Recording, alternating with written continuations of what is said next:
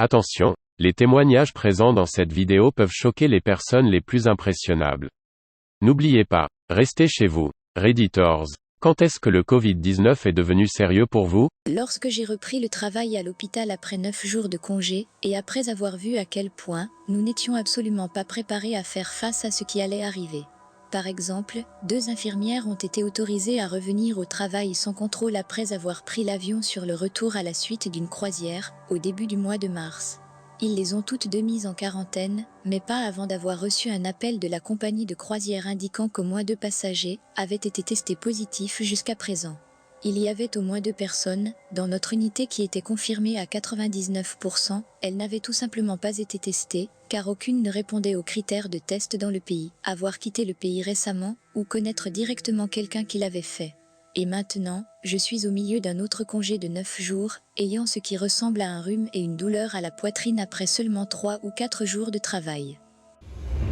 Ma tante est l'une des 100 personnes décédées au cours des dernières 24 heures aux États-Unis.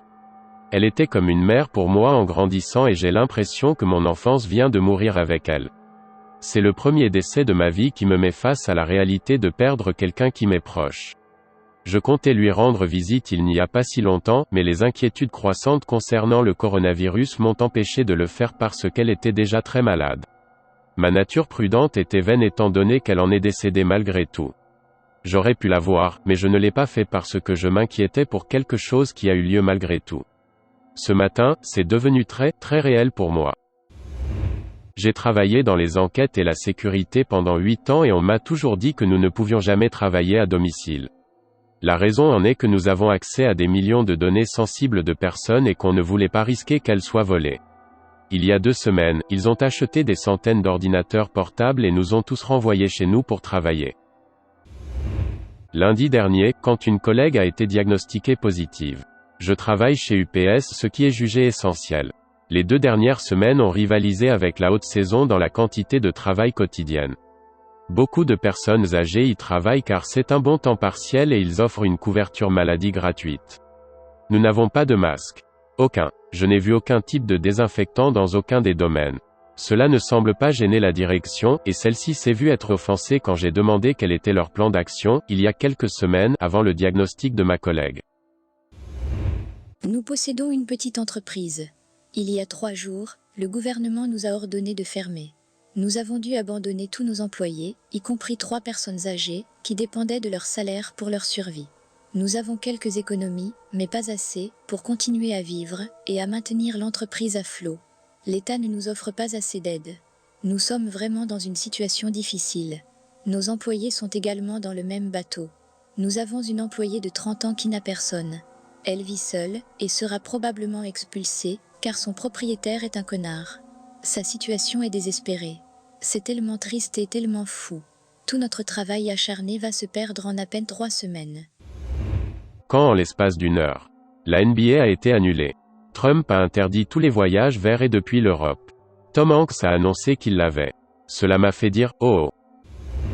Honnêtement, lorsque le nombre de morts en Chine a dépassé le SRAS. Je suis une personne anxieuse par nature, mais les maladies infectieuses m'ont toujours terrifiée, parce qu'il n'y a pas de véritable contrôle sur qui vit ou meurt. À part ma sœur, ma famille a agi comme si j'étais folle, et que j'en faisais trop.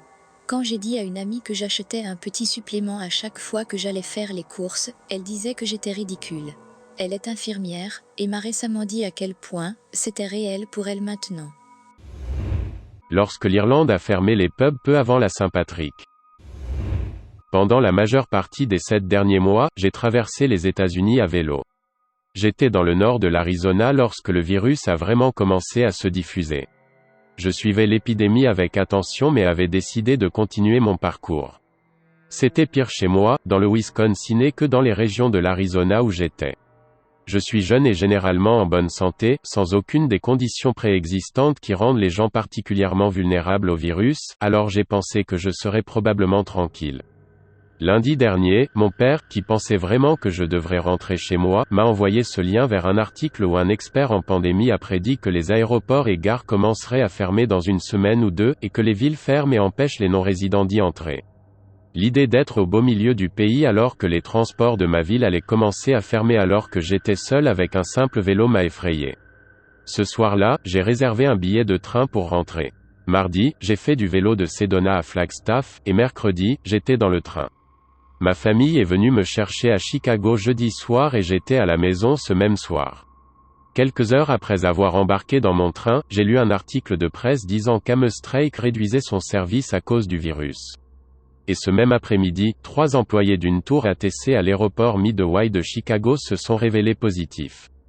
La tour a été fermée pendant au moins un jour ou deux, annulant 400 vols à travers une ville que nous traversons presque toujours pour rentrer à la maison. Je pense donc que j'ai fait le bon choix. Pour moi, c'est passé de 0 à 100 très vite. Samedi après-midi, mon père m'a appelé parce qu'il voulait entendre des nouvelles de mon voyage pendant l'épidémie, et je lui ai dit que je comptais continuer mon périple, mais en prenant bien évidemment des précautions supplémentaires. Et puis lundi, je réservais mon billet pour la maison. C'est devenu très sérieux très vite. Ma mère travaille à l'hôpital et jusqu'à il y a 2 semaines, elle ne considérait cela que comme un gros cas de grippe. J'étais un peu inquiet, je prends le train et le métro chaque jour pour aller travailler, mais elle était vraiment rassurante.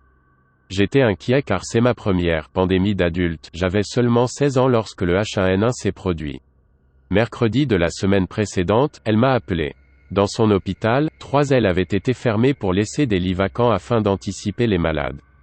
2 de ses collègues étaient positives au virus, y compris son chef direct. Toutes les vacances qu'elle avait prises pour avril ont été supprimées et elle a été réquisitionnée pour travailler. Elle m'a dit d'arrêter de prendre le train, de travailler de la maison et de rester loin des gens. Que si je l'attrapais, il se pourrait que l'hôpital n'ait pas assez de place et qu'ils ne peuvent pas avoir de masque. Lorsque le président Macron a demandé le confinement, assurez-vous que je l'ai respecté sans aucune condition. Je sais que je serai en sécurité, j'ai assez de nourriture et de TP à la maison, et j'ai beaucoup de choses à faire, travailler, lire, jouer. Mais mes parents, ils sont tous les 2 de gros fumeurs depuis plus de 40 ans, maman a 60 ans, papa a 59 ans et ma mère est dans les premières lignes. Je ne suis pas prêt pour ça. Je suis une infirmière. Je redoute sincèrement la semaine prochaine. J'ai l'impression de combattre un feu de forêt, avec un tuyau d'arrosage. Je suis tellement touchée par vos encouragements. Dans des moments comme ceux-ci, il est si bon de savoir que les infirmières sont soutenues. Ce sera l'un des moments les plus déterminants de notre vie. Merci pour les honneurs. Ils sont appréciés. Mais au lieu de dépenser de l'argent sur Rudy, envoyez de la pizza aux employés de l'hôpital. De plus, nous souffrons actuellement d'une énorme pénurie de sang. Veuillez donc appeler votre banque de sang locale pour voir si vous pouvez donner du sang tout en maintenant une distance sociale. Veuillez garder à l'esprit que bien que tout le monde souffre de fièvre, de nombreux professionnels de la santé n'ont d'autre choix que de s'isoler pendant de longues périodes. Chaque fois que nous allons travailler, nous sommes potentiellement exposés. Moi-même et mes collègues prenons cela très au sérieux, et nous continuerons à nous isoler, et à nous distancer le cas échéant. Nous prendrons un énorme bilan émotionnel en faisant cela. Merci de votre gentillesse. Surtout, lorsque cela sera terminé, n'oubliez pas que nos administrateurs et notre gouvernement nous ont fait défaut. On envoie les personnels sanitaires travailler tels des agneaux sacrificiels à cause de cette administration inefficace. Nous nous sommes engagés pour travailler, avec des personnes malades et contagieuses, mais aucun d'entre nous ne s'est engagé pour travailler, dans des conditions dangereuses voire suicidaires. Soutenez la loi pour la protection des travailleurs de la santé, et insistez pour que nous ayons des précautions appropriées contre la pandémie pour la prochaine fois. Je veux vous aider. Je ne veux pas mourir avec vous. Merci d'avoir suivi cette vidéo. Vous êtes libre de nous donner votre avis dans les commentaires sur ces témoignages. Et vous, comment vivez-vous cette période de confinement? À partir de quel moment avez-vous réalisé que la situation était sérieuse? N'hésitez pas à partager cette vidéo et à vous abonner. Quant à moi, je vous donne rendez-vous très prochainement.